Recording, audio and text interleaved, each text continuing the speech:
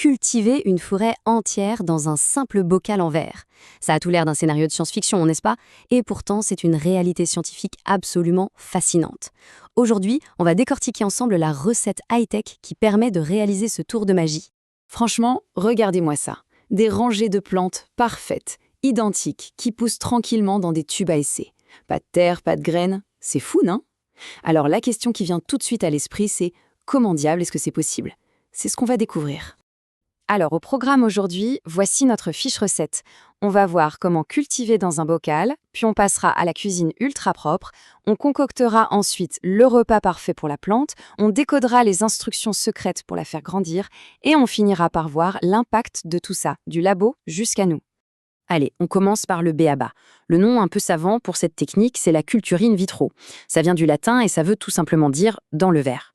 C'est tout l'art de faire pousser une plante complètement en dehors de son milieu naturel. En gros, le principe est simple. On prend un tout petit bout de plante, on appelle ça un explant, et on le met dans un environnement entièrement artificiel et stérile.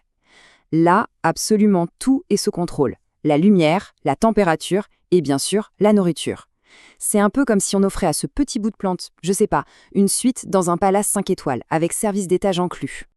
Ok, maintenant on entre en cuisine. Mais attention, pas n'importe laquelle. Imaginez la cuisine la plus propre, la plus stérile que vous puissiez concevoir. Ici, la propreté, ce n'est pas juste une recommandation, c'est une véritable obsession. Chaque détail compte. Et voici un des outils essentiels, l'autoclave. Pensez à une cocotte minute, mais en version industrielle surpuissante.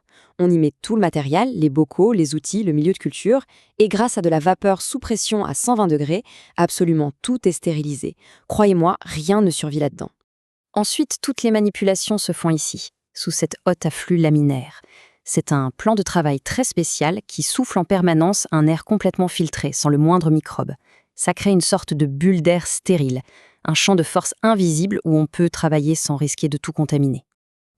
Et bien sûr, pour un travail d'une telle précision, il faut les bons outils.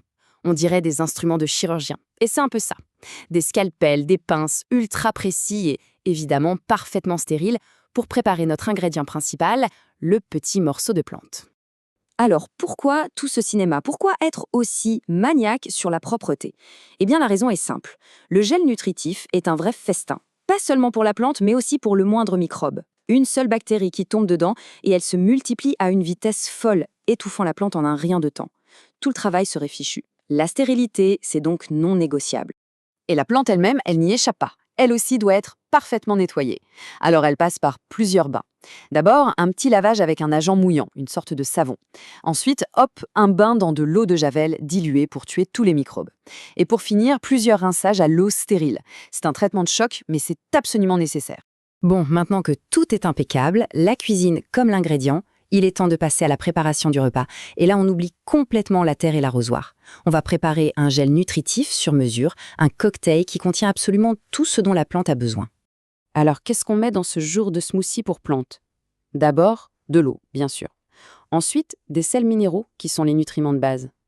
On ajoute aussi du sucre. Et oui, c'est une source d'énergie directe pour la plante, qui n'a pas besoin de faire de photosynthèse au début. Quelques vitamines pour la forme, et enfin, de l'agar, un gélifiant issu des algues qui va donner cette texture de gelée. Bon, ça peut paraître super complexe, mais en fait, l'idée est assez simple. Imaginez une poudre multivitaminée pour nous, mais conçue spécifiquement pour la plante. Il y a les ingrédients principaux, les macroéléments, comme l'azote, et puis il y a toute une série de microéléments, comme le fer ou le zinc, dont elle a besoin en quantité infime, mais qui sont tout aussi vitaux. Ces chiffres sont très parlants. On voit que 95% du milieu, c'est de l'eau gélifiée. C'est la base.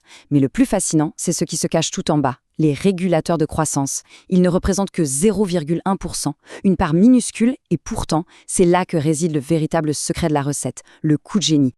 Et nous y voilà, on arrive à l'ingrédient secret, la fameuse touche du chef qui va donner les ordres aux cellules et transformer un simple petit amas en une plante complète avec ses racines, sa tige, ses feuilles. Cet ingrédient magique, ce sont les hormones végétales.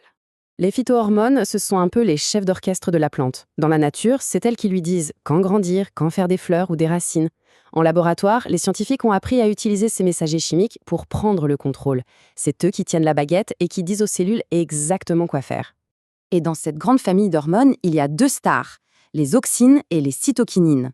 Tout est une question d'équilibre entre les deux. C'est comme avoir deux manettes. Si on met plus d'auxines, on favorise la pousse des racines. Si au contraire, on met plus de cytokinines, on stimule l'apparition des tiges et des bourgeons. En jouant sur ce ratio, on peut littéralement sculpter la plante comme on le souhaite. C'est incroyable. Donc, ce qu'il faut vraiment retenir, c'est ça.